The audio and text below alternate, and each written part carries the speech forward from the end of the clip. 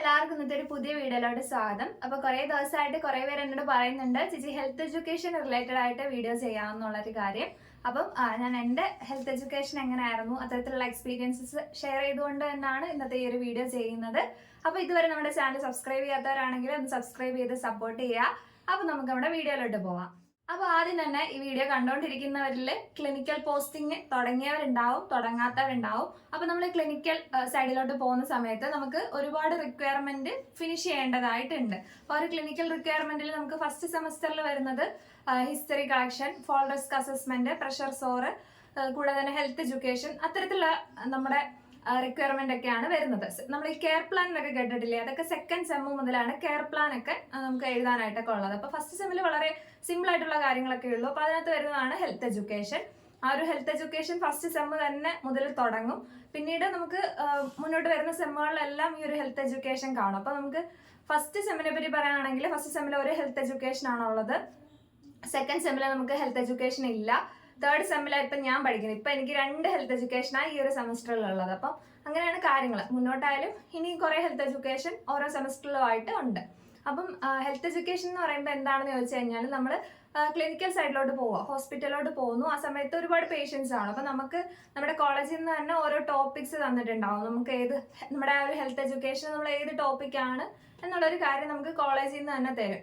അപ്പോൾ ആ ഒരു ഇതുമായിട്ട് ബന്ധപ്പെട്ട് നമ്മൾ നമ്മുടെ ഹെൽത്ത് എഡ്യൂക്കേഷൻ ഇതുപോലൊരു കണ്ടന്റ് രീതിയിൽ നമ്മൾ എന്ത് ചെയ്യുക, റെഡി ആക്കിയതിന് ശേഷം നമ്മൾ എന്ത് ചെയ്യണം, ആദ്യം പല കോളേജിലും പല രീതികളായിരിക്കും. ചിലയിടത്ത് ആദ്യം നമ്മളോട് ഹെൽത്ത് എഡ്യൂക്കേഷൻ ഇംഗ്ലീഷിൽ എഴുതാൻ പറയും. ഇംഗ്ലീഷിൽ എഴുതിയതിന് ശേഷം അത് നമുക്ക് മാഡംസിന്റെ പ്രൊസീഡ് കിട്ടിയതിന് ശേഷമായിരിക്കും നമ്മളത് മലയാളത്തിലോട്ട് എന്ത് ചെയ്തത്, കൺവേർട്ട് ചെയ്ത് എഴുതുന്നത്. അങ്ങനെ ആണ് കൂടുതൽ കോളേജുകളിലും കാണാൻ സാധ്യത. ചിലപ്പോഴൊക്കെ ചില കോളേജിൽ ഇംഗ്ലീഷ് എഴുതണ്ട, ഡയറക്റ്റ് മലയാളം എഴുതിക്കോളാനും പറയും. അപ്പോൾ നിങ്ങളുടെ കോളേജിൽ എങ്ങനെയാണോ ആ ഒരു രീതിക്കാണ് നിങ്ങൾ കാര്യങ്ങൾ ചെയ്യുക. അപ്പോൾ നമ്മളിത് കണ്ടന്റ് ഒക്കെ നമ്മൾ എഴുതി എല്ലാം ഓക്കെ ആയി പ്രൊസീഡൊക്കെ കിട്ടിക്കഴിഞ്ഞാൽ പിന്നെ നമ്മൾ ചെയ്യേണ്ടത് ഹെൽത്ത് എഡ്യൂക്കേഷൻ ആണ്. നമ്മൾ എന്ത് ചെയ്യുക, ഈ ഒരു ആരോഗ്യത്തിനെ പറ്റിയിട്ട് അല്ലെങ്കിൽ നമുക്ക് കിട്ടിയ ഒരു ടോപ്പിക്കിനെ പറ്റിയിട്ട് നമ്മൾ എന്ത് ചെയ്യുക, ഒരു എഡ്യൂക്കേഷൻ കൊടുക്കുകയാണ്. ആർക്ക് കൊടുക്കുന്നു? പേഷ്യൻസിന് കൊടുക്കുന്നു. എന്ന് പറയുമ്പോൾ നമ്മൾ ഹോസ്പിറ്റലിൽ പോകുന്ന സമയത്ത് അവിടെയുള്ള ഒരു പേഷ്യൻറ്റിന് എന്ന് പറയുമ്പോൾ ഒരു വാർഡിൽ, ഞങ്ങൾ ഇപ്പോൾ എടുക്കുന്നത് വാർഡിലായിട്ടാണ്, നമുക്ക് എല്ലാവർക്കും ഒരു വാർഡിൽ കിട്ടുന്ന രീതിക്കാണ് ഹെൽത്ത് എഡ്യൂക്കേഷൻ എടുക്കുന്നത്. അപ്പം എന്ത് ചെയ്യുക, ആ ഒരു കണ്ടീഷനെ പറ്റിയിട്ട് അവിടെയുള്ള പേഷ്യന്റിന് നമ്മൾ എന്ത് ചെയ്യുക, ക്ലാസ് എടുക്കുക. അതാണ് ഹെൽത്ത് എഡ്യൂക്കേഷൻ എന്ന് ഉദ്ദേശിക്കുന്നത്. അപ്പോൾ ഹോസ്പിറ്റലിൽ പോകുന്ന സമയത്ത് അവിടെ സാധാരണക്കാരായിരിക്കും. നമ്മളെ പോലെ ഇപ്പം എല്ലാവർക്കും ഇപ്പം ഇംഗ്ലീഷ് അറിയണം എന്നൊന്നുമില്ല. അപ്പം ഒരു ഹെൽത്ത് എഡ്യൂക്കേഷൻ എന്ന് പറയുമ്പോൾ ആദ്യം തന്നെ നമ്മൾ മലയാളത്തിലാണ് ക്ലാസ് എടുക്കേണ്ടത്. മലയാളത്തിൽ ക്ലാസ് എടുക്കുക എന്ന് പറയുമ്പോൾ കൂടുതൽ നമ്മൾ ഇംഗ്ലീഷ് എന്ത് ചെയ്യുക, കൂടുതൽ വേർഡ്സ് ഇംഗ്ലീഷിൽ യൂസ് ചെയ്യാതിരിക്കുക. മലയാളത്തിൽ തന്നെ പറ്റുന്നിടത്തോളം വാക്കുകൾ പറഞ്ഞ് തന്നെ ക്ലാസ് എടുക്കാനായിട്ട് ശ്രമിക്കണം. അങ്ങനെയാണ് ചെയ്യേണ്ടത്. മലയാളത്തിലാണ് ഹെൽത്ത് എഡ്യൂക്കേഷൻ ക്ലാസ് എടുക്കേണ്ടത്. നമ്മുടെ മെയിൻ ആയിട്ടുള്ള ഒരു കണ്ടന്റ് നമ്മൾ ഫൈനലി സബ്മിറ്റ് ചെയ്യേണ്ടത് മലയാളത്തിലാണ്. നമുക്കൊരു ഫയൽ വേണം. നമ്മുടെ ഫയൽ ഇത് കണ്ടോ, ഇതിപ്പോൾ ഒരു ഫയലാണ്. അപ്പോൾ ഈ ഒരു ഫയൽ നമുക്ക് ഇത്ര ഒരു കനമുണ്ട്. ഇതിപ്പോൾ എൻ്റെ ഫസ്റ്റ് ഇയറിൽ ഫസ്റ്റ് സെമ്മും സെക്കൻഡ് സെമ്മും കൂടെ നമുക്ക് ഒരുമിച്ചായിരിക്കും ഇതിൻ്റെ ഒരു എന്ത് വരുന്നത്, നമുക്ക് പ്രാക്ടിക്കൽ എക്സാം വരും. അപ്പോൾ ഒറ്റ ഫയലാണ് നമ്മൾ ഫസ്റ്റ് സെമ്മിലും സെക്കൻഡ് സെമ്മിലൂടെ റെഡിയാക്കുന്നത്. അപ്പം ഫസ്റ്റ് സെമ്മിലെ റിക്വയർമെന്റും സെക്കൻഡ് സെമ്മിലെ റിക്വയർമെന്റും എല്ലാം കൂടെ ചേർത്തിട്ടുള്ളൊരു ഫയലായത്. അപ്പോൾ ഈ ഫയലിൽ ഇതെല്ലാം നമ്മൾ വെക്കേണ്ടതാണ് കേട്ടോ. അപ്പോൾ ഇതിപ്പോൾ എൻ്റെ ഫയലാണ്. അപ്പം ഇതുപോലെ നമ്മൾ കണ്ടന്റ് പ്രിപ്പയർ ചെയ്യണം. ഇതെല്ലാം ക്ലിനിക്കൽ റിക്വയർമെന്റ്സ് ആണ്. നമ്മൾ ക്ലിനിക്സിൽ പോയിട്ട് എഴുതേണ്ട സാധനങ്ങളാണ്. ഇതിനകത്ത് ഇപ്പോൾ എൻ്റെ ഹിസ്റ്ററി കളക്ഷൻ ഉണ്ട്, ഫോൾ റിസ്ക് അസസ്മെന്റ് ഉണ്ട്, പ്രഷർ സോർ അസസ്മെന്റ് ഉണ്ട്, പിന്നെന്താ 2 ഫിസിക്കൽ എക്സാമിനേഷൻ ഉണ്ട്, 2 കെയർ പ്ലാൻ ഉണ്ട്, ഒരു ഹെൽത്ത് എഡ്യൂക്കേഷൻ, അങ്ങനെ കുറേ സംഭവങ്ങൾ ചേർന്നതാണ് ഈ ഒരു ഫയൽ. ഇതെല്ലാം നമ്മൾ ക്ലിനിക്കൽ സൈഡിൽ പോകുന്ന സമയത്ത് ചെയ്ത് തീർക്കേണ്ട ഓരോരോ കണ്ടന്റ്സ് ആണ്. ഓക്കെ അല്ലേ? അപ്പോൾ ഒരു ഹെൽത്ത് എഡ്യൂക്കേഷൻ നമുക്ക് എങ്ങനെ എഴുതണം എന്ന് ചോദിച്ചു കഴിഞ്ഞാൽ ആദ്യം തന്നെ നമ്മൾ ഇംഗ്ലീഷിൽ ആണ് നിങ്ങൾ എഴുതുന്നതെന്നുണ്ടെങ്കിൽ കുറച്ചും കൂടെ ഒരു വ്യത്യാസമായിരിക്കും. ഇത് ഞാൻ ഡീറ്റെയിൽഡ് ആയിട്ട് ഈ ഒരു വീഡിയോയുടെ അവസാനം ഇൻക്ലൂഡ് ചെയ്യുന്നതായിരിക്കും. അപ്പം ഞാൻ ജസ്റ്റ് മലയാളത്തിലെ കാര്യങ്ങൾ പറയാം. മലയാളത്തിൽ ഇപ്പം ഞാൻ എൻ്റെ ഫസ്റ്റ് സെമ്മിൽ വെച്ചിട്ട് പറയാം. ഫസ്റ്റ് സെമ്മിൽ എഴുതുന്ന പോലെ ആയിരിക്കത്തില്ല. തേർഡ് സെമ്മിലൂടെ ഒക്കെ വരുമ്പോൾ കുറച്ചും കൂടെ ഡെപ്തിൽ വരും. അപ്പം ആ ഒരു വ്യത്യാസം കാണും. ഫസ്റ്റ് സെമ്മിൽ ഞാൻ നിങ്ങൾക്ക് ജസ്റ്റ് വീഡിയോയിൽ ഞാൻ ഇൻക്ലൂഡ് ചെയ്യുന്നതായിരിക്കും. ജസ്റ്റ് ഞാനിപ്പോൾ ഒന്ന് പറഞ്ഞുതരാം. ഇപ്പൊ എനിക്ക് കിട്ടിയിട്ടുള്ള ഒരു ടോപ്പിക് എന്ന് പറയുന്നത് ഡയറ്റ് ഫോർ അനീമിയ ആണ്. അനീമിയ എന്ന് പറയുമ്പോൾ നമുക്ക് എല്ലാവർക്കും അറിയാം, ഹീമോഗ്ലോബിന്റെ അളവ് കുറയുന്നു. ആ ഒരു അവസ്ഥയാണ്, ഒരു കണ്ടീഷനാണ് നമ്മൾ എന്ത് പറയുന്നത്, അനീമിയ എന്ന് പറയുന്നത്. അപ്പൊ ഡയറ്റ് ഫോർ അനീമിയ പേഷ്യൻസിനുള്ള ഒരു ഡയറ്റ് ആയിരുന്നു എൻ്റെ ഫസ്റ്റ് സെമ്മിലെ ഹെൽത്ത് എഡ്യൂക്കേഷന്റെ ടോപ്പിക്. അപ്പൊ ഫസ്റ്റ് പേജ് തന്നെ നമ്മൾ ഹെൽത്ത് എഡ്യൂക്കേഷൻ എന്ന് പറഞ്ഞിട്ട് എന്താണ് ടോപ്പിക് അത് എഴുതുക. ലെഫ്റ്റ് സൈഡിലായിട്ട് ആർക്കാണോ സബ്മിറ്റ് ചെയ്യുന്ന ആ കാര്യങ്ങളൊക്കെ കൊടുക്കുക. റൈറ്റിൽ സബ്മിറ്റഡ് ബൈ, അതിന്റെ രണ്ടിനെ സെന്റർ ആയിട്ട് താഴോട്ട് ഇറക്കിയിട്ട് നമ്മൾ സബ്മിറ്റഡ് ഓൺ. അടുത്ത പേജിൽ നമ്മൾ ലെസൺ പ്ലാൻ എന്ന് കൊടുത്തിട്ട് കുറച്ച് കാര്യങ്ങളൊക്കെ ഉണ്ട്, അതൊക്കെ ഞാൻ വീഡിയോയുടെ ഇൻക്ലൂഡ് ചെയ്യുന്നതാണ്. അത് കഴിഞ്ഞിട്ടാണ് പിന്നെ അടുത്ത പേജിലായിട്ടാണ് നമ്മൾ മെയിൻ കണ്ടന്റ്സ് തുടങ്ങുന്നത്. അപ്പോൾ ആദ്യം നമ്മുടെ ഇൻട്രഡക്ഷൻ ആണ്. അപ്പോൾ ഇംഗ്ലീഷിൽ എഴുതുന്ന സമയത്ത് ഇൻട്രഡക്ഷൻ എന്ന് എഴുതുക, അത് മലയാളത്തിലോട്ടാക്കുമ്പോൾ ആമുഖം എന്നും പറഞ്ഞ് വേണം എഴുതാനായിട്ട്. അപ്പോൾ നമ്മളിപ്പോൾ എഴുതാൻ പോകുന്നത് ഞാനിപ്പോൾ ഡയറ്റ് ഫോർ അനീമിയ. അപ്പോൾ എനിക്ക് നേരെ പോയിട്ട് ഡയറ്റ് ഫോർ അനീമിയ എന്ന് പറഞ്ഞ് തുടങ്ങാൻ പറ്റത്തില്ല. അപ്പോൾ ഞാൻ അനീമിയെ പറ്റിയിട്ടായിരിക്കും ആദ്യം എഴുതാനായിട്ട് പോകുന്നത്. അടുത്തതെന്ന് പറയുമ്പോൾ നിർവചനം. നിർവചനം എന്ന് പറയുമ്പോൾ ഇംഗ്ലീഷിൽ എഴുതുമ്പോൾ ഡെഫിനിഷൻ എന്ന് എഴുതണം, മലയാളത്തിൽ എഴുതുമ്പോൾ എന്താണ് നിർവചനം എന്നാണ് എഴുതേണ്ടത്. പിന്നെ ഇപ്പം നമ്മുടെ ടോപ്പിക് അനുസരിച്ചിരിക്കും നമ്മൾ താഴോട്ട് വരുമ്പം ഓരോന്ന് കൊടുക്കുന്നത്. ഇപ്പം എനിക്ക് ഡയറ്റ് ഫോർ അനീമിയാണ്, അപ്പം എനിക്ക് എന്ത് ചെയ്യാം, ആ ഒരു ഡയറ്റിന്റെ ഇമ്പോർട്ടൻസ് എന്താണെന്ന് എഴുതാം. സോ എൻ്റെ അടുത്ത ഹെഡിങ് പ്രാധാന്യം, ഇംഗ്ലീഷിൽ എഴുതുമ്പോൾ ഇമ്പോർട്ടൻസ് ആയിരുന്നു. പിന്നെ എനിക്കിപ്പം അനീമിയ എന്താണ്, ഒരു ഡിസീസ് കണ്ടീഷനാണ്, ഒരു കണ്ടീഷനാണ്, ഡിസീസ് നമുക്ക് പറയാൻ പറ്റത്തില്ല. അപ്പോൾ അതിന്റെ വിവിധ തരങ്ങൾ എഴുതാം, തരങ്ങൾ അഥവാ ടൈപ്സ് നമുക്ക് എഴുതാം. അപ്പം ഞാൻ അടുത്തായിട്ട് എഴുതിയിട്ടുണ്ടായിരുന്നത് ടൈപ്സ് ആയിരുന്നു. ഒരുപാട് ടൈപ്സ് ഉണ്ട്, നിങ്ങൾക്കറിയാം. വൈറ്റമിൻ ഡെഫിഷ്യൻസി ഉണ്ടാവുന്നുണ്ട്, അയൺ ഡെഫിഷ്യൻസി ഉണ്ടാവുന്നുണ്ട്, അപ്ലാസ്റ്റിക് ഉണ്ട്, അങ്ങനെ വെറൈറ്റി ടൈപ്സ് ഉണ്ട്, അത് എഴുതാം. പിന്നെ നിങ്ങൾ എപ്പോൾ എഴുതിയാലും എന്ത് എഴുതിയാലും അതിനെന്ത് കാണും, ഒരു അസുഖമാണെന്നുണ്ടെങ്കിൽ അതിന് അത് വരാനുള്ളൊരു കാരണങ്ങൾ കാണും. ഓക്കെ, കാരണങ്ങൾ എന്ന് പറയുമ്പോൾ ഒന്നെങ്കിൽ കോസസ് അല്ലെങ്കിൽ നമുക്ക് എത്തിയോളജി എന്ന് പറയാം. അപ്പോൾ ആ ഒരു കാര്യം എഴുതണം. പിന്നെ ലക്ഷണങ്ങൾ, എന്തൊരു അസുഖം ഉണ്ടാവുന്നതിനും അതിനൊരു സിംറ്റംസ് കാണും. അപ്പോൾ ആ ഒരു സിംറ്റംസ് എഴുതുക. സിംറ്റംസിന്റെ മറ്റൊരു പേരാണ് ക്ലിനിക്കൽ മാനിഫെസ്റ്റേഷൻ. അപ്പോൾ ഒന്നെങ്കിൽ സിംറ്റംസ്, ക്ലിനിക്കൽ മാനിഫെസ്റ്റേഷൻ, മലയാളത്തിൽ എഴുതുമ്പോൾ ലക്ഷണങ്ങൾ. ഇതൊക്കെ നമ്മൾ ഇൻക്ലൂഡ് ചെയ്യണം ഹെൽത്ത് എഡ്യൂക്കേഷൻ എഴുതുന്ന സമയത്ത്. പിന്നെ എൻ്റെത് ഡയറ്റ് ആയതുകൊണ്ട് ഞാൻ പിന്നെ ഡയറ്റിലോട്ട് നേരെ വരികയാണ്. അപ്പോൾ ആരോഗ്യകരമായ ഭക്ഷണക്രമം, നല്ല ഭക്ഷണങ്ങൾ ഏതൊക്കെയാണ്, അതാണ് ഞാൻ അടുത്തതായിട്ട് ഇൻക്ലൂഡ് ചെയ്തിട്ടുണ്ടായിരുന്നത്. ജസ്റ്റ് ഇതൊക്കെ ഞാൻ നിങ്ങളോട് ഹെഡിങ് മാത്രമേ പറയുന്നുള്ളൂ, ഇതിൻ്റെ അണ്ടറിൽ കാര്യങ്ങൾ എഴുതണം. അടുത്തത് ആരോഗ്യപരമായ ഭക്ഷണം പറഞ്ഞു. അപ്പോൾ ആരോഗ്യകരമായിട്ടല്ലാത്ത ഭക്ഷണങ്ങൾ ഏതൊക്കെയാ, ഒഴിവാക്കേണ്ട അഥവാ പരിമിതപ്പെടുത്തേണ്ട ഭക്ഷണങ്ങൾ, അതായിരുന്നു എൻ്റെ അടുത്ത ടോപ്പിക്ക്. പിന്നീട് എന്തൊരു പ്രോബ്ലം ഉണ്ടായി കഴിഞ്ഞാൽ നമുക്ക് അതിനെന്ത് കാണും, ഒരു പരിഹാരം, എന്തെങ്കിലും ഒരു ട്രീറ്റ്മെന്റ് കാണും. ഒരു അസുഖമാണെങ്കിൽ അതിനൊരു ട്രീറ്റ്മെന്റ് കാണും. അപ്പം മലയാളത്തിലോട്ട് വരുമ്പോൾ എന്താണത്, പരിഹാര മാർഗങ്ങളാണ്. ഇപ്പം നമ്മളിപ്പോൾ അനീമിയ ആണെങ്കിൽ എന്ത് ചെയ്യുക, അയൺ കൂടുതലായിട്ട് അടങ്ങിയ ഭക്ഷണങ്ങൾ കഴിക്കുക, അയൺ സപ്ലിമെന്റ്സ് എടുക്കണമെങ്കിൽ അങ്ങനെ എടുക്കുക. അപ്പോൾ അതൊക്കെയാണ് അതിന്റെ പരിഹാരങ്ങൾ. അപ്പൊ നിങ്ങൾ എഴുതുമ്പോഴും പരിഹാരങ്ങൾ എഴുതണം. ഒരു അസുഖമാണെങ്കിൽ അതെങ്ങനെ, ഇപ്പം ശരിക്കും ഇതിപ്പോ ഒരു കണ്ടീഷനാണ്, അതുകൊണ്ട് നമുക്ക് പരിഹാരം എഴുതിയാൽ മതി. ഇപ്പൊ അതിപ്പോ ഒരു ഡിസീസ് ആണെങ്കിൽ നമുക്ക് എന്ത് എഴുതാം, ചികിത്സാ രീതികൾ എന്നും പറഞ്ഞ് എഴുതാം. ഇനി ഞാൻ അടുത്തൊരു ടോപ്പിക് കൊടുത്തിട്ടുണ്ടായിരുന്നത് അനീമിയ വീട്ടിൽ തന്നെ പരിഹരിക്കുക മാർഗങ്ങൾ. അപ്പൊ നമുക്ക് അനീമിയ ഉണ്ടാവാനുള്ള കാരണങ്ങൾ എന്തൊക്കെയാണ്, നമ്മൾ നല്ല രീതിയിൽ ആരോഗ്യകരമായ ഭക്ഷണങ്ങൾ കഴിക്കുന്നില്ല, ഇലക്കറികളൊന്നും കൂടുതൽ ഇൻക്ലൂഡ് ചെയ്യുന്നില്ല, അയണുള്ള ഫുഡ് ഇല്ല. അപ്പൊ നമുക്കത് വീട്ടിൽ തന്നെ നട്ട് വളർത്താൻ പറ്റുന്നതാണെങ്കിൽ അങ്ങനെ തന്നെ പരിഹരിക്കുക. ഒരു അടുക്കളത്തോട്ട നിർമ്മാണം, അതായിരുന്നു ഞാൻ ഇൻക്ലൂഡ് ചെയ്തിട്ടുണ്ടായിരുന്നത്. അടുത്തത് സംഗ്രഹമാണ്, നമ്മുടെ കൺക്ലൂഷനും കാര്യങ്ങളും ഒക്കെ. പിന്നെ നമുക്ക് ചോദ്യാവലി, ഇപ്പൊ നമ്മൾ ക്ലാസ് എടുത്തു കൊടുക്കുമല്ലേ പേഷ്യൻസിന്, അപ്പം നമ്മൾ അവരോട് നമുക്ക് ഇത് ഇത്രയും പറഞ്ഞു കൊടുത്തതിന് ശേഷം എന്ത് ചെയ്യാം, കാര്യങ്ങൾ ചോദിക്കുക. എന്താണ് അനീമിയ, അനീമിയയുടെ മലയാളം വിളർച്ച. നമ്മൾ പോയിട്ട് രോഗിയോട് പറയുമ്പോൾ ഒരിക്കലും പേഷ്യൻസിനോട് പറയുമ്പോൾ ഞാൻ ഇന്ന് വന്നിരിക്കുന്നത് അനീമിയയെ പറ്റി ക്ലാസ് എടുക്കുക അങ്ങനല്ല. ബിക്കോസ് പേഷ്യൻസിന് അറിയത്തില്ല, അവർക്ക് എത്ര പേർക്ക് അറിയാൻ പറ്റും അനീമിയ എന്താണെന്ന്. സോ നമ്മൾ അനീമിയയുടെ മലയാളമായിട്ടുള്ള വിളർച്ചയെ പറ്റിയിട്ട് ഞാൻ ക്ലാസ് എടുക്കാൻ വന്നു എന്നാണ് നമ്മൾ പറഞ്ഞു തുടങ്ങേണ്ടത്. ഇപ്പൊ ചോദ്യാവലി കഴിഞ്ഞിട്ട് ഗ്രന്ഥസൂചിക എന്ന് പറയുമ്പോഴത്തേക്ക് നമുക്ക് എവിടെ നിന്നാണ് ഇതൊക്കെ കിട്ടിയത്. ഇതിപ്പം ഈ പറയുന്ന ഡയറ്റ് ഫോർ അനീമിയ ഒന്നും ഞാൻ എവിടുന്നും എൻ്റെ അറിവ് വെച്ചിട്ട് എഴുതിയതൊന്നുമല്ല. നമുക്ക് കുറെ ടെക്സ്റ്റ് ബുക്ക് ഒക്കെ റെഫർ ചെയ്യുന്ന സമയത്തായിരിക്കും നമുക്ക് എന്ത് ചെയ്യുന്നത്, ഇതൊക്കെ കിട്ടുന്നത്. അപ്പം അത് ഏതൊക്കെ ടെക്സ്റ്റ് ബുക്കിൽ നിന്നാണ് നമ്മൾ എടുത്തതെന്നുള്ളത്. ഇപ്പൊ ഇംഗ്ലീഷിൽ എഴുതിയാലും മലയാളത്തിൽ എഴുതിയാലും നമ്മൾ ഗ്രന്ഥസൂചിക അഥവാ ബിബ്ലിയോഗ്രഫി നമുക്ക് എവിടെ നോക്കി എഴുതിയാൽ മതി, ഇംഗ്ലീഷിൽ തന്നെ നമ്മൾ എഴുതിയാൽ മതി. അപ്പൊ ഇതാണ് ഒരു മലയാള ഹെൽത്ത് എഡ്യൂക്കേഷൻ. ഞാൻ ഫസ്റ്റ് സെമ്മിൽ എൻ്റെ ഹെൽത്ത് എഡ്യൂക്കേഷനാണ് ഞാൻ നിങ്ങളോട് പറഞ്ഞത്. അപ്പൊ ഇങ്ങനെയാണ് കാര്യങ്ങൾ എഴുതുന്നത്. അപ്പൊ ഞാനിപ്പോൾ ഡയറ്റ് ഫോർ അനീമിയയുടെ കാര്യം പറഞ്ഞിട്ടുണ്ടായിരുന്നു. അതിന്റെ ഫസ്റ്റ് സെമ്മിലെ ഹെൽത്ത് എഡ്യൂക്കേഷൻ ആണ്. സെക്കൻഡ് സെമ്മിൽ നമുക്ക് അങ്ങനെ ഹെൽത്ത് എഡ്യൂക്കേഷൻ ഉണ്ടായിരുന്നില്ല. തേർഡ് സെമ്മിലും ഉണ്ട്, 2 എണ്ണം ഉണ്ട്. ഇപ്പൊ ഞാൻ ഒരെണ്ണം മാത്രമേ ഇതുവരെ സബ്മിറ്റ് ചെയ്തിട്ടുള്ളൂ, ഒരെണ്ണം ഇപ്പം എനിക്ക് എഴുതി തുടങ്ങണം. അപ്പം ആദ്യത്തത് എൻ്റെ ടോപ്പിക് എന്ന് പറയുന്നത് കൊറോണറി ആർട്ടറി ഡിസീസ് ആയിരുന്നു. അപ്പൊ കൊറോണറി ആർട്ടറി ഡിസീസിന് മലയാളം എന്ന് പറയുമ്പോൾ ശരിക്കും ഇല്ല. നമുക്ക് വേണമെങ്കിൽ കൊറോണറി ആർട്ടറി രോഗം എന്ന് പറയാം. അപ്പം നിങ്ങൾക്ക് എല്ലാവർക്കും അറിയായിരിക്കും എന്താ അതിനെ പറ്റിയിട്ടൊക്കെ നമ്മൾ കേട്ടിട്ടുള്ള ഒരു കാര്യം തന്നെയാണ് കൊറോണറി ആർട്ടറി ഡിസീസിനെ പറ്റിയിട്ട്. അപ്പോൾ അതിന്റെ ഇംഗ്ലീഷ് കണ്ടിട്ട് ഫ്രണ്ട് പേജൊക്കെ ഇതുപോലെ ഇരിക്കും. ഞാൻ ജസ്റ്റ് വീഡിയോയിൽ ജസ്റ്റ് ഇൻക്ലൂഡ് ചെയ്യാം, ഇപ്പൊ കാണിച്ചാലും നിങ്ങൾക്ക് കാണാൻ പറ്റണം എന്നില്ല. അപ്പം നമ്മൾ കാര്യങ്ങളൊക്കെ എഴുതിയിട്ടുണ്ട്. ഞാൻ ആമുഖം അഥവാ ഇൻട്രൊഡക്ഷൻ എഴുതിയിട്ടുണ്ടായിരുന്നു, നിർവചനം എഴുതിയിട്ടുണ്ട്, അപകട ഘടകങ്ങൾ. അപ്പം ഇതൊരു അസുഖമാണ്. അസുഖത്തിലോട്ട് വരുമ്പോഴത്തേക്ക് ആ ഒരു അസുഖം ഉണ്ടാകാൻ കുറെ റിസ്ക് ഫാക്ടേഴ്സ് ആണ്. എന്ന് വെച്ചാൽ ഈ പറയുന്ന കാര്യങ്ങളൊക്കെ കൊണ്ട് എന്തുണ്ട്, നമുക്ക് ആ ഒരു അസുഖം ഉണ്ടാവാനുള്ള ഒരു സാധ്യതയുണ്ട്. അതിനെയാണ് നമ്മൾ റിസ്ക് ഫാക്ടർ എന്ന് പറയുന്നത്. അപ്പം അതിൽ തന്നെ റിസ്ക് ഫാക്ടേഴ്സ് എന്ന് പറയുമ്പോൾ മോഡിഫയബിളും ഉണ്ട്, നോൺ മോഡിഫയബിളും ഉണ്ട്. എന്ന് പറയുമ്പോൾ ഈ ഒരു കാരണങ്ങളൊക്കെ കൊണ്ട് നമുക്ക് ഈ ഒരു അസുഖം ഉണ്ടാവാനുള്ള ഒരു സാധ്യതയുണ്ട്. അപ്പൊ നമുക്കതിൽ നമ്മൾ തന്നെ സൂക്ഷിച്ചാൽ ചിലപ്പോൾ അത് വരാതിരിക്കാം. അത്തരത്തിലുള്ളതാണ് മോഡിഫയബിൾ. നമ്മൾ വിചാരിച്ചാൽ നമുക്ക് ആ ഒരു കാരണത്തെ നമ്മൾ എടുത്തോട്ട് വരാതെ നമുക്ക് ശ്രദ്ധിക്കാം. അതാണ് മോഡിഫയബിൾ. ഇനി നോൺ മോഡിഫയബിൾ ഉണ്ട്. അത് നമ്മൾ എത്ര ശ്രമിച്ചാലും നമുക്ക് വരാനുള്ളതാണെങ്കിൽ വരും. അപ്പോൾ ഒരു എക്സാമ്പിൾ പറഞ്ഞാൽ ഇപ്പൊ നമ്മുടെ പ്രായം, ഇപ്പൊ നമ്മൾ പറയത്തില്ലേ ചില അസുഖങ്ങൾക്ക് 50 വയസ്സിൽ കൂടുതലുള്ളവർക്ക് വരാനുള്ളൊരു സാധ്യത കൂടുതലാണെന്ന്. അത് നമുക്ക് മോഡിഫൈ ചെയ്യാൻ പറ്റുമോ? ഇല്ല.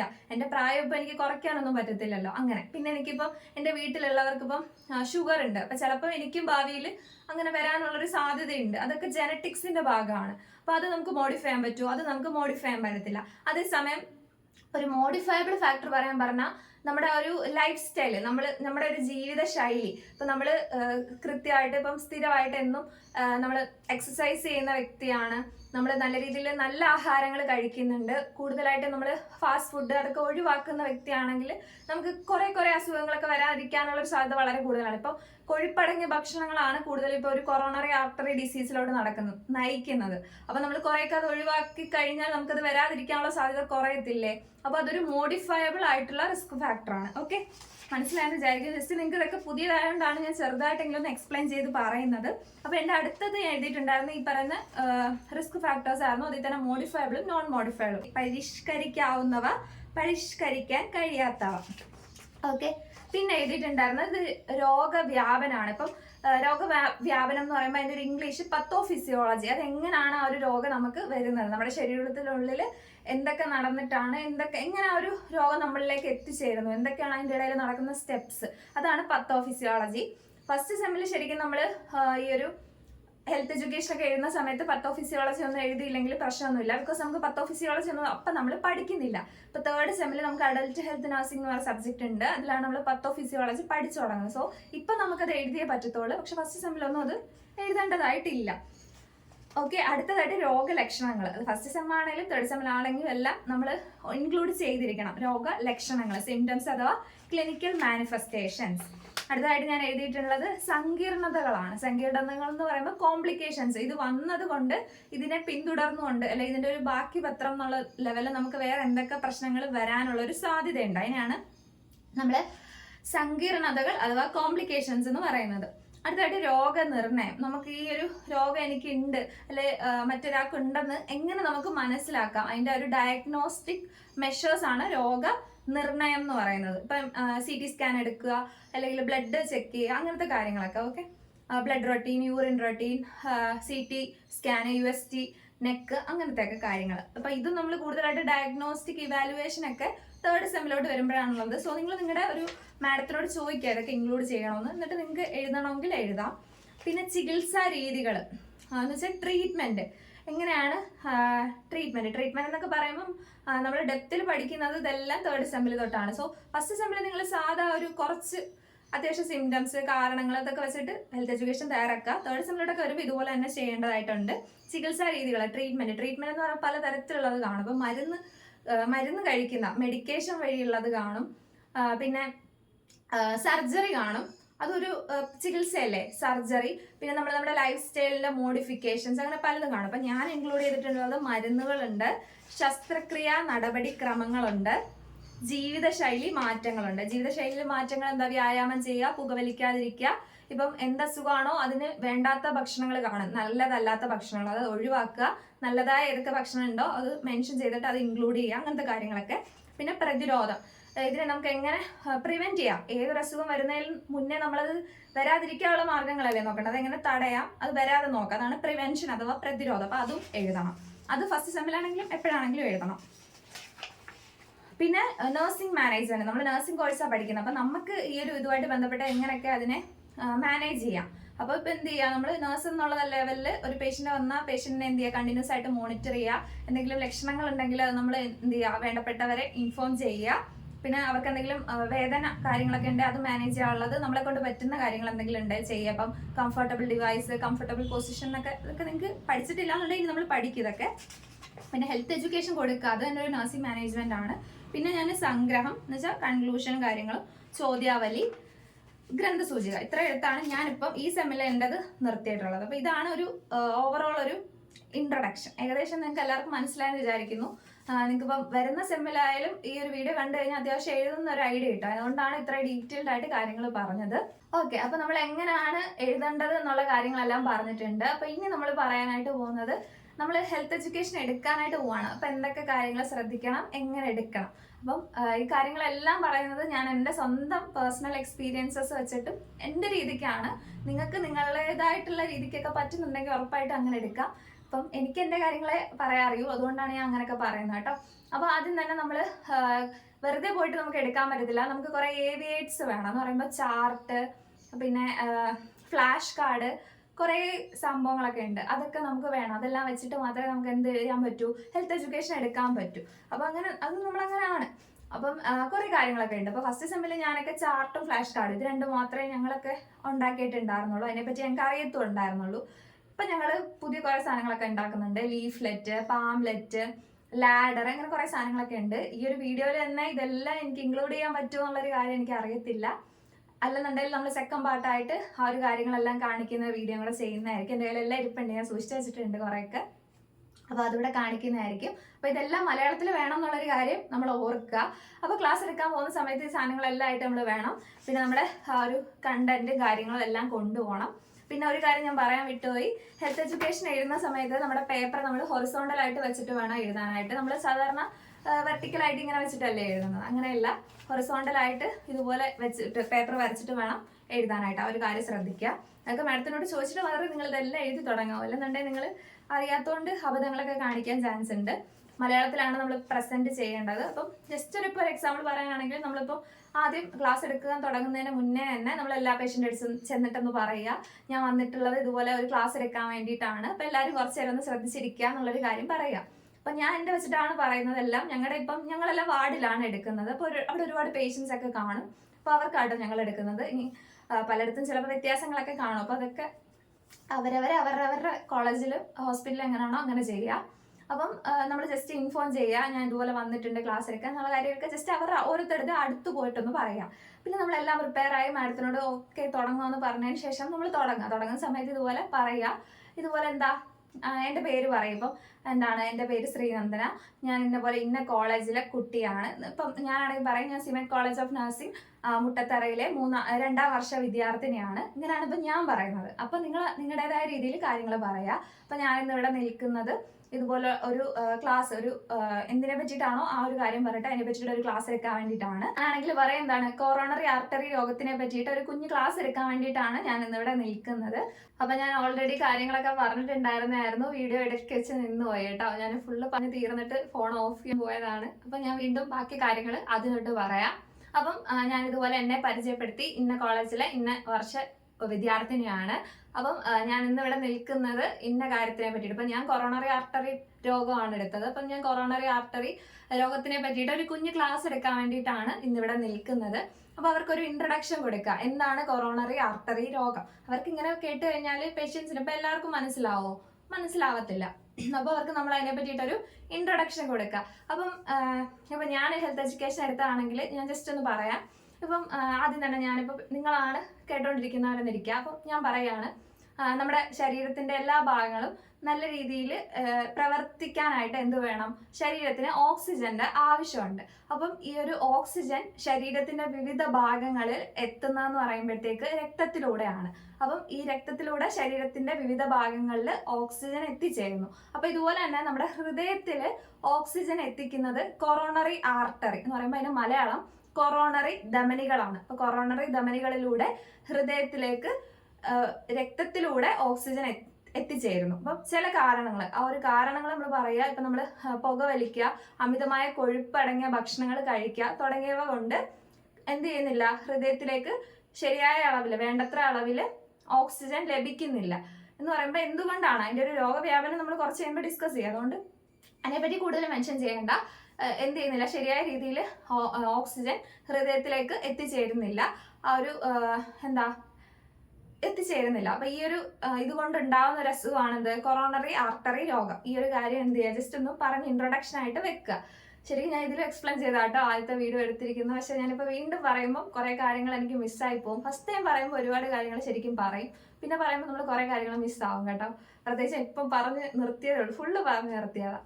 ഓക്കെ, അപ്പൊ ഞാൻ ഇൻട്രൊഡക്ഷൻ പറഞ്ഞു. അത് കഴിയുമ്പോഴത്തേക്ക് നമുക്ക് എന്തൊക്കെ കാരണങ്ങൾ കൊണ്ടാവാം ഈ ഒരു രോഗം നമുക്ക് വരുന്നത്, ആ ഒരു കാര്യം എന്ത് ചെയ്യണം, ആ ഒരു പേഷ്യൻസിന് പറഞ്ഞു കൊടുക്കണം. കൊറോണറി ആർട്ടറി രോഗം ഉണ്ടാവുന്ന പ്രധാനപ്പെട്ട കാരണങ്ങൾ എന്ന് പറയുമ്പോഴത്തേക്ക് നമ്മൾ എന്ത് ചെയ്യുക, കൊഴുപ്പടങ്ങിയ ഭക്ഷണം കൂടുതലായിട്ട് കഴിക്കുക, നമ്മൾ പുക വലിക്കുക, ഇങ്ങനെ കുറെ കാരണങ്ങളുണ്ട്. അപ്പൊ കാരണങ്ങൾ നിങ്ങൾക്ക് വേണമെങ്കിൽ ഒരു ചാർട്ടിൽ സെറ്റ് ആക്കാം. ഒന്നാമത്തെ കാരണമായിട്ട് വേണമെങ്കിൽ നിങ്ങൾക്ക് ജീവിതശൈലി, രണ്ടാമത്തെ പുകവലി, അതൊക്കെ നമ്മൾ കണ്ടന്റിൽ എഴുതിയിട്ടുണ്ടായിരിക്കും. നിങ്ങൾ വേണമെങ്കിൽ ഒരു ചാർട്ടിൽ സെറ്റ് ചെയ്തുകൊണ്ട് പോയി കഴിഞ്ഞാൽ ജസ്റ്റ് ഒരു സ്കെയിൽ എടുത്ത് കയ്യിൽ വെക്കുക, അത് വെച്ച് ഓരോന്നും പറഞ്ഞിട്ട് എക്സ്പ്ലെയിൻ ചെയ്യുക. അപ്പൊ ജീവിതശൈലി എന്ന് പറയുമ്പോൾ എന്ത് വരും, അതിൽ നമ്മൾ കൂടുതലായിട്ട് കൊഴുപ്പടങ്ങിയ ആരോഗ്യകരമല്ലാത്ത ഭക്ഷണം കഴിക്കുന്നു. അതുകൊണ്ട് എന്ത് ചെയ്യുന്നു, ഈ ഒരു രക്തക്കുഴലുകൾ എന്ന് പറയുമ്പോൾ ബ്ലഡ് വെസൽസിൽ എന്ത് ചെയ്യുന്നു, ഈ ഒരു കൊഴുപ്പ് അടിഞ്ഞുകൂടുന്നു. ഓക്കെ അല്ലേ. രണ്ടാമത്തെ പുകവലിക്കകത്ത് പുകയിലെ ഉൽപ്പന്നങ്ങളിൽ എന്തുണ്ട്, നിക്കോട്ടിൻ ഉണ്ട്. അപ്പൊ നിക്കോട്ടിൻ ആ ഒരു രക്തക്കുഴലുകളിൽ അടിഞ്ഞുകൂടി കിടക്കുന്നതുകൊണ്ട് എന്ത് ചെയ്യുന്നു, രക്തപ്രവാഹം നല്ല രീതിയിൽ നടക്കുന്നുണ്ടോ, അപ്പം ഇല്ല. അതും ഒരു അങ്ങനെ കുറെ കാരണങ്ങൾ, ബാക്കിയൊക്കെ ഓക്കെ ഡീറ്റെയിൽ ആയിട്ട് പറയുന്നില്ല. അപ്പൊ കാരണങ്ങൾ നമ്മളെല്ലാം ജസ്റ്റ് ഒന്ന് എക്സ്പ്ലെയിൻ ചെയ്ത് പറഞ്ഞു. പിന്നെ ഒരു കാരണം മാത്രം അറിഞ്ഞാൽ പോരാ, ഇത് ലക്ഷണങ്ങൾ അറിയണ്ടേ. ഈ കേട്ടോണ്ടിരിക്കുന്ന പേഷ്യൻസിന് എനിക്ക് ഈ അസുഖം ഉണ്ടോ, അല്ലെങ്കിൽ എന്റെ വീട്ടുകാർക്ക് ആർക്കെങ്കിലും ഉണ്ടോ, നാളെ ഇതെനിക്ക് മനസ്സിലാക്കാൻ പറ്റണ്ടേ. അപ്പൊ നമ്മുടെ ലക്ഷണങ്ങൾ പറഞ്ഞു കൊടുക്കുക. ലക്ഷണങ്ങൾ എന്ന് പറയുമ്പോഴത്തേക്ക് ഇപ്പം നമ്മുടെ ഹൃദയത്തിന് എന്ത് ചെയ്യുന്നില്ല, നല്ല രീതിയിൽ രക്തം കിട്ടുന്നില്ല. അതുകൊണ്ട് തന്നെ എന്തൊക്കെ പ്രശ്നങ്ങൾ ഉണ്ടാവാം, രക്തത്തിലൂടെ ഓക്സിജൻ കിട്ടുന്നില്ല. ഓക്കെ, അപ്പൊ എന്തൊക്കെ പ്രശ്നങ്ങൾ ഉണ്ടാവാം, നമുക്ക് നെഞ്ചുവേദന അനുഭവപ്പെടാം, ശ്വാസതടസ്സം അനുഭവപ്പെടാം, അങ്ങനെ നമുക്ക് ക്ഷീണം, അങ്ങനെ ഒരുപാട് സിംറ്റംസ് അഥവാ ലക്ഷണങ്ങളുണ്ട്. അപ്പൊ ലക്ഷണങ്ങൾ പേഷ്യൻസിന് പറഞ്ഞു കൊടുക്കുക. പിന്നെ പറയേണ്ടത് എന്താണ്, ഇതിന്റെ രോഗവ്യാപനം, ഇത് എങ്ങനെ വരുന്നു, അത് വേണമെന്നുണ്ടെങ്കിൽ നമുക്ക് പറഞ്ഞു കൊടുക്കാം. അപ്പൊ ഞാൻ പറഞ്ഞു കൊടുത്തിട്ടുണ്ടാകും, ബിക്കോസ് നമുക്ക് തേർഡ് സെമ്മിൽ ഞാൻ ഓൾറെഡി ഡിസ്കസ് ചെയ്ത പോലെ ഡീറ്റെയിൽഡ് ആയിട്ടുണ്ട് പത്തോഫിസിയോളജി. അപ്പൊ അത് ഞാൻ പറഞ്ഞു കൊടുത്തിട്ടുണ്ടായിരുന്നു. അപ്പൊ ഞാൻ ഒരു ചാർട്ടിൽ സെറ്റ് ചെയ്ത സമയത്ത് ആ ഫോട്ടോ ഒക്കെ പ്രിന്റ് എടുത്ത് ഒട്ടിച്ചിട്ടുണ്ടായിരുന്നു. അപ്പം അതെനിക്ക് കാണിച്ചു കൊടുത്ത് പറയാം. അപ്പൊ ആദ്യം കുഴപ്പമില്ലാത്തൊരു രക്തക്കുഴല്, അല്ലെങ്കിൽ കൊറോണറി ആർട്ടറിയിൽ പ്രശ്നമൊന്നും ഇല്ലാതെ പൊക്കോണ്ടിരിക്കുകയാണ്, ഇതുപോലെ കൊഴുപ്പ് വന്ന് അടിയുന്നു, പോകാൻ പറ്റുന്നില്ല, അങ്ങനത്തെ ഒരു പിക്ചർ ആയിരുന്നു ഞാനപ്പോൾ വെച്ചിട്ടുണ്ടായിരുന്നു. അപ്പൊ അതെനിക്ക് കുഴപ്പമില്ലാണ്ട് പറയാനായിട്ട് പറ്റി. അപ്പം അങ്ങനെ രോഗവ്യാപനം പറഞ്ഞു കൊടുക്കാം. പിന്നെന്താണ്, എന്തൊരു പ്രശ്നം ഉണ്ടായാലും അതിനൊരു ചികിത്സയില്ലേ. അപ്പൊ എന്തൊക്കെയാണ് ചികിത്സ എന്ന് പറയുമ്പോൾ പലതരത്തിലാവാം. മരുന്ന് കഴിച്ചുള്ളതാവാം, നമ്മൾ സർജറി എന്ന് പറയുമ്പോൾ സർജറി ചെയ്തിട്ടുള്ളതാവാം. പിന്നെ നമ്മുടെ ജീവിതശൈലി മാറ്റങ്ങൾ, നമ്മൾ പുകയില ഉൽപ്പന്നങ്ങൾ ഉപയോഗം കുറയ്ക്കുക, എന്നുവെച്ചാൽ പുകവലിക്കാതിരിക്കുക. പിന്നെ നമ്മുടെ ജീവിത ശൈലിയിൽ ആരോഗ്യകരമായ ഭക്ഷണം ഉൾപ്പെടുത്തുക, കൊഴുപ്പടങ്ങിയ ഭക്ഷണങ്ങളുടെ അളവ് കുറയ്ക്കുക, കൂടുതലായിട്ടും എന്ത് ചെയ്യുക, ചീര, അങ്ങനത്തെ നല്ല ഭക്ഷണങ്ങൾ, അങ്ങനെ ഒരുപാട് കാര്യങ്ങൾ കാണുമല്ലോ ജീവിതശൈലിയിലെ മാറ്റങ്ങൾ, അത് എഴുതുക. മദ്യപിക്കാതിരിക്കുക, അതൊക്കെ പേഷ്യൻസിന് പറഞ്ഞു കൊടുക്കണം. പിന്നെ എന്ത് വന്നാലും നമ്മൾ ചികിത്സയും പറഞ്ഞു. ചികിത്സ കഴിഞ്ഞ് പിന്നെ എന്തൊക്കെയാ പറയേണ്ടത്, നമ്മൾ പ്രിവെൻഷൻ, ഏതൊരു അസുഖം നമുക്ക് വരാതിരിക്കുന്നതല്ലേ നല്ലത്. അപ്പൊ നമുക്ക് എങ്ങനെയൊക്കെ ഇതിനെ പ്രതിരോധിക്കാം, പ്രതിരോധ മാർഗങ്ങൾ പറഞ്ഞു കൊടുക്കുക. അപ്പൊ ഇതെന്ത് പറയുക, ഇപ്പം തന്നെ പുകവലിക്കാതിരിക്കുക, അമിതമായിട്ട് കൊഴുപ്പടങ്ങിയ ഭക്ഷണങ്ങൾ, പിന്നെ എണ്ണയിൽ വറുത്ത ഭക്ഷണ പലഹാരങ്ങൾ, അതൊക്കെ കുറയ്ക്കുക. അങ്ങനെ കുറെ കാര്യങ്ങളുണ്ട്. അതെല്ലാം നമ്മൾ ഡീറ്റെയിൽഡ് ആയിട്ട് തന്നെ പേഷ്യൻസിന് പറഞ്ഞു കൊടുക്കുക. വെറുതെ ഇങ്ങനെയൊന്നും പറഞ്ഞാൽ പോരാ, നമ്മൾ ഒരുപാട് ഏവിയേറ്റ്സ് ഞാൻ ഓൾറെഡി പറഞ്ഞിട്ടുണ്ടായിരുന്നു. അപ്പൊ ചാർട്ട് വേണമെങ്കിൽ നമുക്ക് സെറ്റ് ചെയ്യാം, ഫ്ലാഷ് കാർഡ് സെറ്റ് ചെയ്യാം. അപ്പോൾ ഇനി ഞാൻ ഉണ്ടാക്കിയ കുറച്ച് ചാർട്ടും ഫ്ലാഷ് കാർഡും ഒക്കെ കാണിക്കാം. അപ്പോൾ ഇത് കുറച്ച് ദിവസം മുന്നേ ഞാൻ ഉണ്ടാക്കിയതാണ് കേട്ടോ. എൻ്റെ കുറച്ച് മുന്നേ ഒരു ഹെൽത്ത് എഡ്യൂക്കേഷൻ്റെ കാര്യം പറഞ്ഞില്ലേ, കൊറോണറി ആർട്ടറി ഡിസീസ്, അതിന് വേണ്ടിയിട്ടുള്ളതാണ്. അപ്പം ഇത് കുറച്ച് ദിവസമായിട്ട് മടക്കിയൊക്കെ വെച്ചിരുന്നതുകൊണ്ടാണ് ഈ ഒരു അവസ്ഥയിലൊക്കെ ഇരിക്കുന്നത്. നമ്മൾ കൊണ്ടുപോകുന്ന സമയത്ത് ഇങ്ങനെ ചുളുങ്ങിയൊന്നും ചെയ്യരുത്, നന്നായിട്ട് തന്നെ കൊണ്ടുപോകണം. ഞാൻ അത് കഴിഞ്ഞിട്ട് ഇവിടെ എല്ലാം കൂടെ ജസ്റ്റ് കെട്ടി വെച്ചിരുന്നതാണ്, അതുകൊണ്ടാണ് കേട്ടോ. അപ്പോൾ നിങ്ങൾ ചാർട്ടൊക്കെ സെറ്റ് ചെയ്യുന്ന സമയത്ത്, ബോർഡർ ഇടുന്ന സമയത്ത് 4 ഭാഗത്തും ഒരുപോലെ ആ ഒരു ഡിസ്റ്റൻസ്, ആ ഒരു ലെങ്ത് വരാനായിട്ട് ശ്രദ്ധിക്കണം. 4 ഭാഗത്തും ഒരു 4 സെൻറ്റിമീറ്ററൊക്കെ എടുത്തിട്ട് ഇട്ടാൽ മതി. അതാണ് ചാർട്ടിൻ്റെ കാര്യങ്ങൾ. ഇത് നമ്മുടെ ഫ്ലാഷ് കാർഡാണ്. ഫ്ലാഷ് കാർഡിൻ്റെ സൈസ് എന്ന് പറയുന്നത് 25x30 വെട്ടുന്ന സമയത്ത്, ചാർട്ട് വെട്ടുന്ന സമയത്ത് ഒരു സൈഡ് 25 എടുക്കുക, മറ്റേ സൈഡ് 30 എടുക്കുക. നമുക്ക് ഒരു ചാർട്ടിൽ നിന്ന് ഒരു 4 ഫ്ലാഷ് കാർഡ് ഉണ്ടാക്കാൻ പറ്റും. അപ്പോൾ നിങ്ങൾ വെട്ടുന്ന സമയത്ത് ഒരുമിച്ച് എടുത്ത് വെച്ച് വെട്ടിയാൽ 2 ചാർട്ടിൽ നിന്ന് നമുക്കൊരു 8 ഫ്ലാഷ് കാർഡ് ഉണ്ടാക്കാൻ പറ്റും. ഫ്ലാഷ് കാർഡ് ഉണ്ടാക്കുന്ന സമയത്ത് ഇതുപോലെ തന്നെ പിക്ചേഴ്സൊക്കെ ഒട്ടിച്ചുകൊണ്ട് പോയി കഴിഞ്ഞാൽ കുറച്ചും കൂടെ നല്ലതായിരിക്കും. ആ ഒരു കാര്യങ്ങളൊക്കെ ശ്രദ്ധിക്കുക. പിന്നെ നിങ്ങൾ ഇതിനകത്ത് എഴുതുന്ന കളേഴ്സിൻ്റെ കാര്യങ്ങൾ നിങ്ങളുടെ മാഡംസിനോട് ചോദിച്ചിട്ട് എഴുതുക. സാധാരണയായിട്ട് നമ്മൾ ബോർഡേഴ്സൊക്കെ ഇടാനായിട്ട് നമുക്ക് ബ്ലാക്ക്, ബ്ലൂ, ബ്രൗൺ അതൊക്കെ നല്ലതാണ്. പിന്നെ നമുക്ക് എഴുതുന്ന സമയത്ത് നമ്മുടെ മെയിൻ ആയിട്ടുള്ള ഒരു ഹെഡിങ് ആണല്ലോ, ഇപ്പോൾ ഇതിൽ തന്നെ കാരണങ്ങൾ, ആ ഒരു കാരണങ്ങൾ നമുക്ക് റെഡ്, പച്ച അതൊക്കെ വെച്ചിട്ട് എഴുതാം. അതിനുള്ളിലോട്ട് വരുന്ന ബാക്കി കാര്യങ്ങളുണ്ടല്ലോ അതൊക്കെ നമുക്ക് കൂടുതലായിട്ടും ബ്ലാക്ക്, ബ്രൗണ്, ബ്ലൂ അതൊക്കെ വെച്ചിട്ട് എഴുതാനും നല്ലതായിരിക്കും. അപ്പം അതൊക്കെ ഒരു കാര്യം ശ്രദ്ധിക്കുക. നമ്മളിനി കാണാൻ പോകുന്നതാണ് ലാഡർ. അപ്പോൾ ഇതിന് പ്രത്യേകിച്ച് സൈസൊക്കെ ഉണ്ടോയെന്ന് എനിക്കറിയത്തില്ല. ഞാനാണെങ്കിൽ ഓരോ തവണയും വെട്ടുന്ന സമയത്ത് എനിക്ക് പറ്റുന്നൊരു സൈസിലങ്ങ് എടുക്കാറാണ്. കുറച്ചും കൂടെ വലുതായിട്ടാണ് ഞാൻ ഫസ്റ്റ് ടൈം ഉണ്ടാക്കിയത്. ഞാൻ ഇതൊരു 2 ലാഡർ ഉണ്ടാക്കിയിട്ടുള്ളൂ കേട്ടോ. അപ്പോൾ ഞാൻ എൻ്റെ ഹെൽത്ത് എഡ്യൂക്കേഷൻ ഉണ്ടാക്കിയ ലാഡറിൻ്റെ ബാക്കിൽ വെച്ച ആ ഒരു കാർഡ്ബോർഡ് തന്നെ എടുത്തിട്ടാണ് കേട്ടോ ഈ ഒരു ലാഡറിൽ വെച്ചത്. അതുകൊണ്ട് എനിക്കാണെങ്കിൽ ആ ഒരു ലാഡർ നിങ്ങൾക്ക് കാണിച്ചു തരാനായിട്ട് പറ്റത്തില്ല. അത് അത്യാവശ്യം കുളമായ അവസ്ഥയിലാണ്. അപ്പോൾ ഇത് എൻ്റെ ഒരു ക്ലിനിക്കൽ പ്രസൻറ്റേഷന് കുറച്ച് ദിവസം മുന്നേ ഉണ്ടാക്കിയ ഒരു ലാഡറാണ്. അപ്പം നമുക്കിതുപോലെ മടക്കി വെച്ചുകൊണ്ട് കവറിലങ്ങനെ ഇട്ടിട്ട് പോവാം. അപ്പോൾ ഇതെല്ലാമാണ് നമ്മുടെ ഹെൽത്ത് എഡ്യൂക്കേഷൻ്റെ AV എയ്ഡ്സ്. അപ്പോൾ നമ്മൾ ആദ്യ വീഡിയോയിൽ പറഞ്ഞ പോലെ ഒരു ഹെൽത്ത് എഡ്യൂക്കേഷൻ ഇതിൻ്റെ അവസാനം കാണിക്കുന്നുണ്ട്. അപ്പോൾ ഇങ്ങനെയാണ് കേട്ടോ എഴുതേണ്ടത്. ഫ്രണ്ട് പേജ്, അത് കഴിഞ്ഞിട്ട് നമ്മൾ ലെസൺ പ്ലാൻ എന്ന് എഴുതിയിട്ട് ആ ഒരു ഇത്, പിന്നെ ജനറൽ ഒബ്ജക്റ്റീവ്സ്, സ്പെസിഫിക് ഒബ്ജക്റ്റീവ്സ്, അത് കഴിഞ്ഞിട്ട് ബാക്കി നമ്മുടെ ഇൻട്രൊഡക്ഷൻ തൊട്ടിട്ട് ബാക്കി കാര്യങ്ങളെല്ലാം നമ്മൾ ഓൾറെഡി ഇത് വീഡിയോയിൽ എക്സ്പ്ലെയിൻ ചെയ്തതിനെ ഡിസ്കസ് ചെയ്തിട്ടുണ്ടായിരുന്നു. അപ്പോൾ ആരെങ്കിലും കണ്ടിട്ടില്ല എന്നുണ്ടെങ്കിൽ ആ ഒരു ഭാഗമൊക്കെ ഒന്ന് കണ്ടു നോക്കുക. അപ്പോൾ അതിൻ്റെ കൂടുതലായിട്ടുള്ള കാര്യങ്ങൾ അറിയാൻ പറ്റും. നമ്മൾ ആ 3 മിനിറ്റ് എന്നൊക്കെ കൊടുത്തിരിക്കുന്നത് ആ ഒരു ടോപ്പിക്ക് നമ്മൾ അവതരിപ്പിക്കാൻ എടുക്കുന്നൊരു ടൈമാണ്. ആ ഒരു കാര്യങ്ങളൊക്കെയാണ്. പിന്നെ ബാക്കിയുള്ള കാര്യങ്ങൾ എഴുതിയിരിക്കുന്ന ഇംഗ്ലീഷിലൊക്കെ എഴുതിയിരിക്കുന്നത് അവിടെ ഇംഗ്ലീഷിൽ തന്നെയാണ് എഴുതേണ്ടത്. ഫ്ലാഷ് കാർഡ് അങ്ങനെയൊക്കെ എഴുതിയിട്ടുള്ളതെല്ലാം ഇംഗ്ലീഷിൽ തന്നെയാണ് എഴുതേണ്ടത്. ബാക്കിയുള്ള മെയിൻ കണ്ടൻസ് ആണ് നമ്മൾ മലയാളത്തിൽ എഴുതേണ്ടത്. പറഞ്ഞു കൊടുക്കുന്ന സമയത്ത് നമ്മൾ ഓൾറെഡി പറഞ്ഞ പോലെ തന്നെ മലയാളത്തിൽ വേണം ഹെൽത്ത് എഡ്യൂക്കേഷൻ എടുക്കാനായിട്ട്. അപ്പോൾ ഇതൊക്കെയാണ് ഇതിൻ്റെ ഡീറ്റെയിൽസ്. നിങ്ങൾക്ക് കിട്ടിയ ടോപ്പിക് എന്താണോ അതിനകത്ത് വരുന്ന എന്തൊക്കെ സബ് ടോപ്പിക്സ് ഉണ്ടോ അതൊക്കെ നിങ്ങൾ ആഡ് ചെയ്തിട്ട് ഉറപ്പായിട്ടും എഴുതി ചേർക്കുക. എന്നിട്ട് ടീച്ചറിനെ കാണിച്ച് നോക്കുക. മാഡത്തിനെ കാണിച്ചിട്ട് മാഡം ഓക്കെ പറയുന്നതനുസരിച്ച് വേണ്ടുന്ന അഡീഷണൽ ടോപ്പിക്സ് എന്തെങ്കിലും ആഡ് ചെയ്യാൻ പറഞ്ഞാൽ അതും കൂടെ അഡീഷണലായിട്ട് ആഡ് ചെയ്യുക. ആ ഒരു കാര്യങ്ങളൊക്കെ ശ്രദ്ധിക്കുക. നഴ്സിംഗ് മാനേജ്മെൻറ്റ് ഒക്കെ എഴുതുക. ലാസ്റ്റ് നമുക്ക് സംഗ്രഹം എന്ന് പറയുമ്പോൾ സമ്മറിയാണ്. സമ്മറി ജസ്റ്റ് ഒന്ന് എഴുതുക. അതിനുശേഷം കൺക്ലൂഷൻ അഥവാ സംഹാരം ആ ഒരു കാര്യം ഇവിടെ എഴുതുക. അതിനുശേഷം ചോദ്യാവലി അതിൻ്റെ ഒരു റീക്യാപ്ചുലൈസേഷൻ, അതാണ് എൻ്റെ ഇംഗ്ലീഷ്. പിന്നെ ഗ്രന്ഥസൂചിക അഥവാ ബിബ്ലി. അപ്പോൾ ഈ ഒരു വീഡിയോ നല്ല ലെങ്തിലായിട്ടുണ്ട്. പക്ഷെ നമ്മൾ ഓൾമോസ്റ്റ് എല്ലാ കാര്യങ്ങളും ഇതിൽ ഇൻക്ലൂഡ് ചെയ്യാൻ ശ്രമിച്ചിട്ടുണ്ട്. എങ്ങനെ എടുക്കണം എന്നുള്ളൊരു കാര്യം, എന്തൊക്കെ യൂസ് ചെയ്ത് വേണം ഹെൽത്ത് എഡ്യൂക്കേഷൻ എടുക്കേണ്ടത്, എന്തൊക്കെ കാര്യങ്ങൾ പറയണം, എങ്ങനെ അവതരിപ്പിക്കണം, കൂടാതെ എങ്ങനെയാണ് എഴുതുന്നത്, ഓൾമോസ്റ്റ് ഒരു ഹെൽത്ത് എഡ്യൂക്കേഷനുമായിട്ടുള്ള ബന്ധപ്പെട്ട കംപ്ലീറ്റ് കാര്യങ്ങൾ ഈ വീഡിയോയിൽ നമ്മൾ ഇൻക്ലൂഡ് ചെയ്തിട്ടുണ്ട്. അപ്പോൾ ഈ ഒരു വീഡിയോ നിങ്ങൾക്ക് യൂസ്ഫുൾ ആയി എന്നുണ്ടെങ്കിൽ ഉറപ്പായിട്ടും ചാനൽ സബ്സ്ക്രൈബ് ചെയ്ത് സപ്പോർട്ട് ചെയ്യുക. നിങ്ങളുടെ ഫ്രണ്ട്സിനും കൂടെ ഈ ഒരു വീഡിയോ ഷെയർ ചെയ്ത് കൊടുക്കുക. കൂടെ തന്നെ എന്തെങ്കിലും ഡൗട്ട്സ് ഉണ്ടെങ്കിൽ കമൻറ്റ് സെക്ഷനിൽ ചോദിക്കാനായിട്ട് ശ്രമിക്കുക. അപ്പോൾ ഇതുപോലെ എന്തെങ്കിലും വീഡിയോ വേണമെന്നുണ്ടെങ്കിൽ കമൻറ്റ് ചെയ്യുക. മറ്റൊരു വീഡിയോ ആയിട്ട് കാണാം. ബൈ.